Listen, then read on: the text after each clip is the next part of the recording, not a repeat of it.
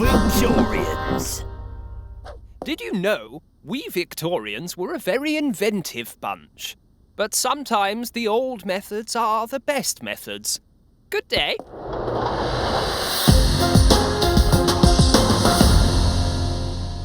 This is Victorian Dragons Den. It's Victorian Britain, an age of enterprise and industry when many great inventions were, well, invented by inventors. So can any of tonight's candidates convince the dragons to put money behind their ideas? First up, it's Mr. Nathaniel Twonk. Gentlemen and lady, allow me to explain a most efficacious device that I have invented. I call it the automatic bottle washer. This device will automatically wash bottles for hours on end without the need for attention or adjustment. Oh, it's marvellous, yes. I'm in. I'm in. I'm in. Our next hopeful inventor is Mrs. Edwina Gruelbucket. Gentlemen and madam, I wish to present you with a golden opportunity to invest in my most marvellous invention, the automatic potato harvester. Wonderful. I'm in. I'm in. Well, it's been a good day for our hopefuls so far. Let's see if Sir Chesterton Widebelly can make it a clean sweep. Lady and gentlemen, I have invented something which I believe will truly change the world. I call it the vacuum cleaner.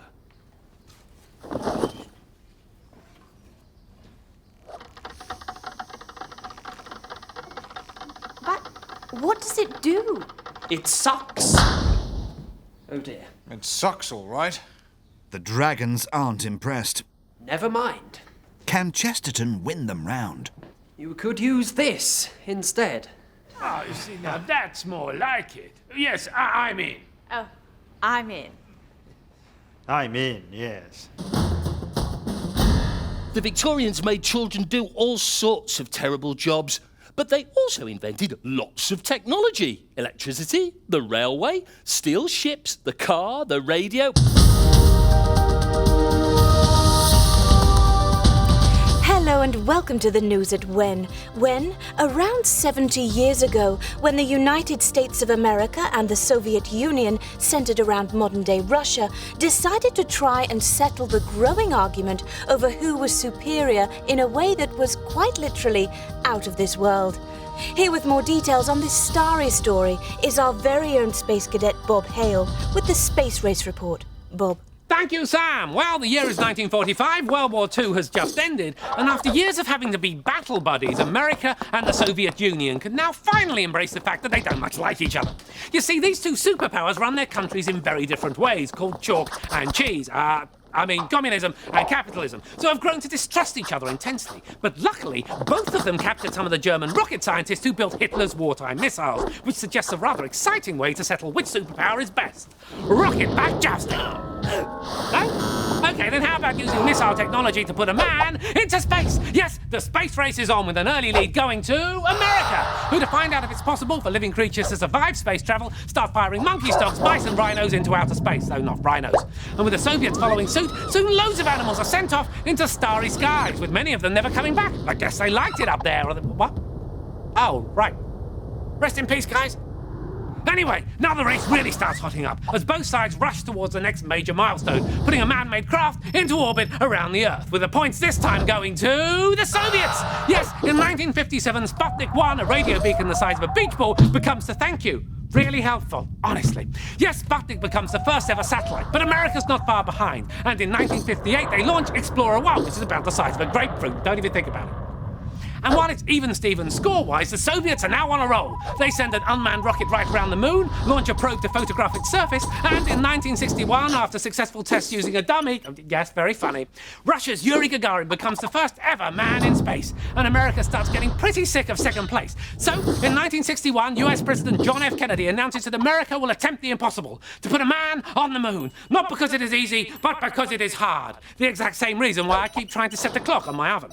So, a new series of rockets rockets known as the Apollo program are dedicated to the moon landing.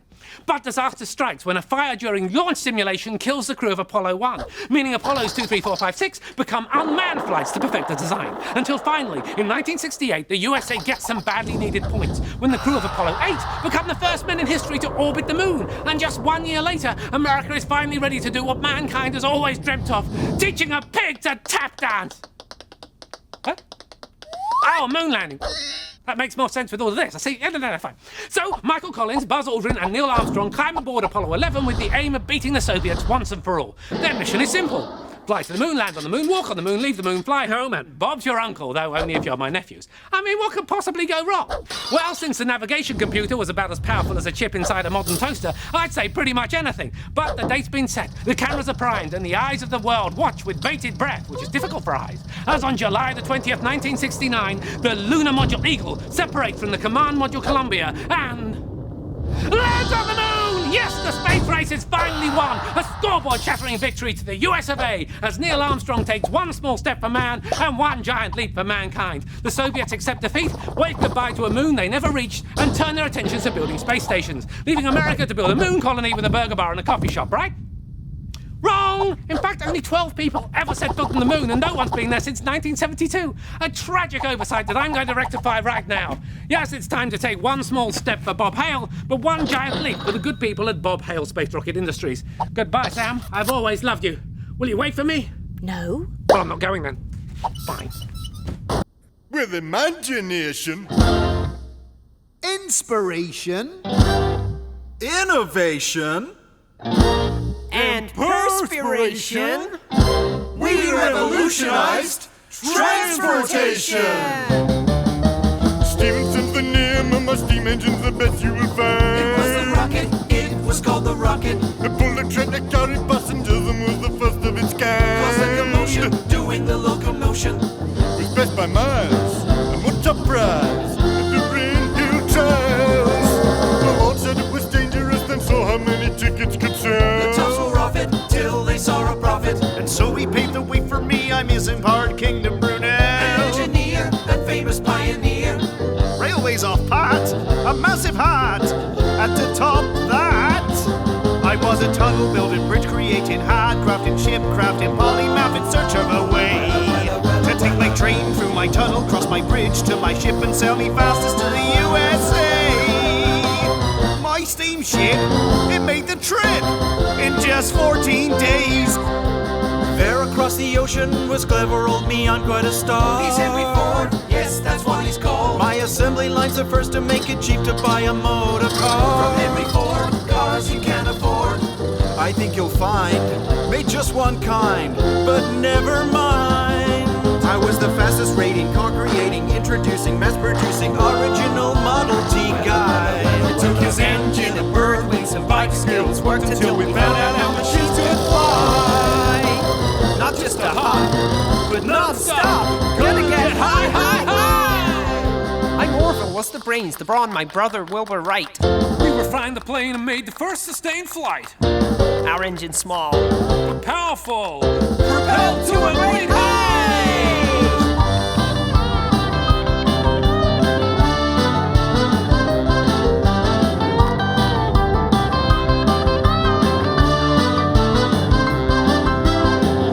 Supreme, our mean machines, the stuff of dreams. We were creative, inventive, progress our incentive, always searching for a solution. We took some steel and a wheel, made a plane, car, and train, and created a revolution. Hard to believe what we achieved. Looking back, we helped change tack. Transport was duller, we added color. Well, as long as it's black.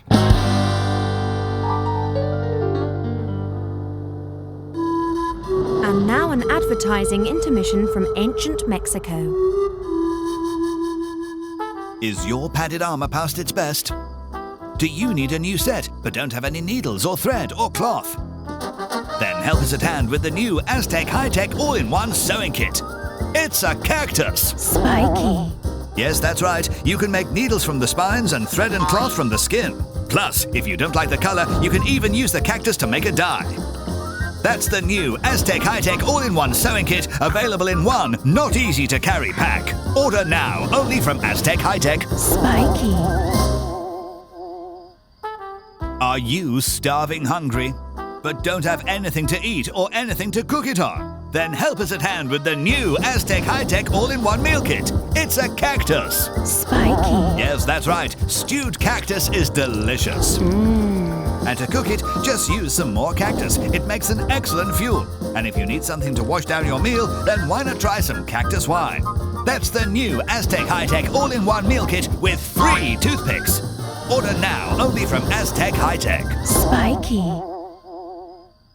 Do you have a hole in the roof? Then help us at hand with the new Aztec High-Tech All-in-One Roof Mending Kit. Ha! Bet you thought I was going to say cactus. Well, you're right, I am. It's a cactus. Spiky. Just dry out some cactus slices to use as roof tiles, then pulp some more cactus to make a glue to stick them down. There's nothing you can't do with a cactus, apart from use it as a seat.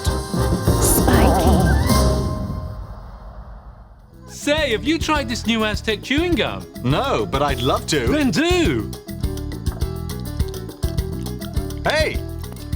This chewing gum is great. What's it called? Charcoal. Charcoal? That's right, charcoal. It's made from the sticky resin from a sapodilla tree. Tree. Seriously, you're making me eat tree. That's right. Charcoal chewing gum is made from tree resin mixed with tar and crushed insects. Oh, that's okay then. I like crushed insects. Chuckle resin, chuckle resin, chuckle resin, chuckle resin. Chew me. Chew you. Chew me. Chew you. Chew me. Chew you. Chuckle resin, chuckle resin. And it also works as a glue. Keep smiling. I will. I can't move my mouth. Seriously. Yeah, seriously. Chuckle resin, chuckle resin. Available on all leading sandals. Awesome USA! The famous Wild West Pony Express was set up in 1860 to carry mail from one side of America to the other, but it didn't last long.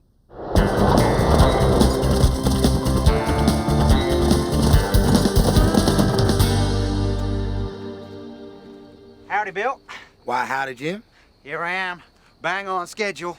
Although I did manage to run into an ambush again, and I had to ride all through the night in a storm, and the horse got spooked by a rattlesnake, reared up, and threw me into a cactus. Wait. Yeah, as if my butt wasn't sore enough, having to spend 20 hours in the saddle just to deliver the mail to you. Here, this is for you, Bill. Why, thank you kindly, Jim. Ooh, I forgot about that. I diggity it. It says here they finished the telegraph line running right across the whole of America. So all I have to do is connect up this here telegraph machine and I should start receiving messages. Well, look at that. It works. Now, Bill, you know there ain't nothing that can get your messages from the East Coast to the West Coast faster than the Pony Express. It only takes us 10 days. Well, telegraph only takes 10 seconds. I got my first message. It says, Pony Express out of business, stop. Tell rider to get another job, stop. Well, that is just a pain in the butt. Ooh, and so is that. 1 second. I got me some pliers.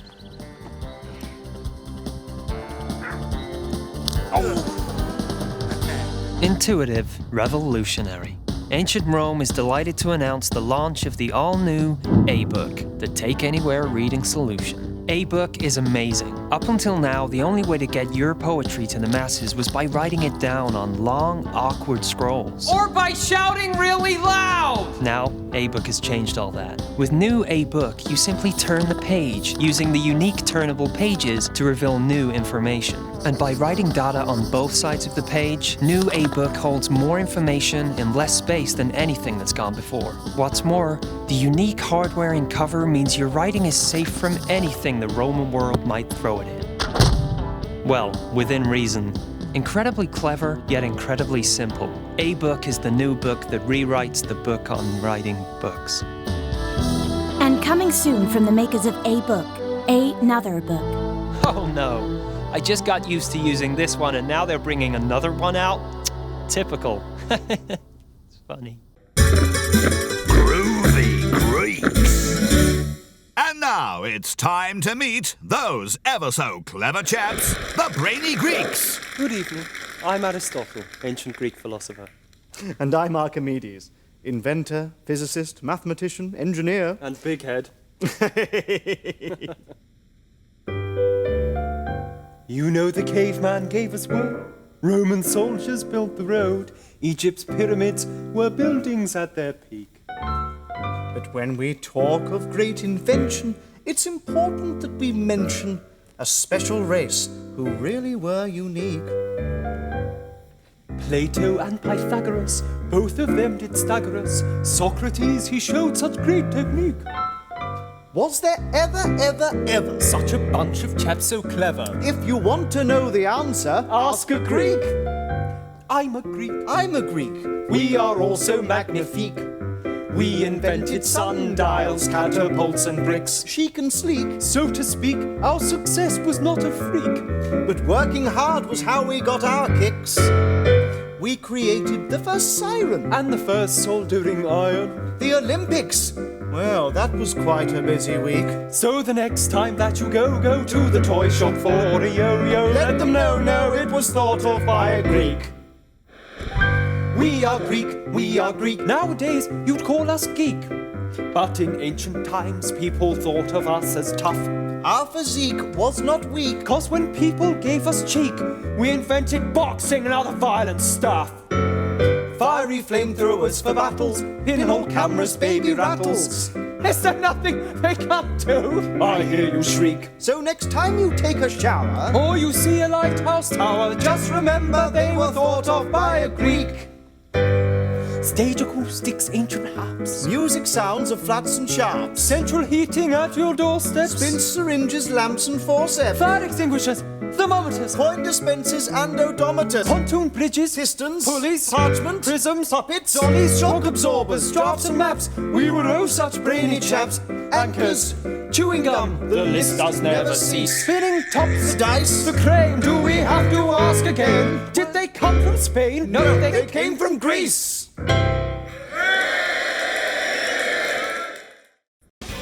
Ghastly, mean and cruel, stuff they don't teach you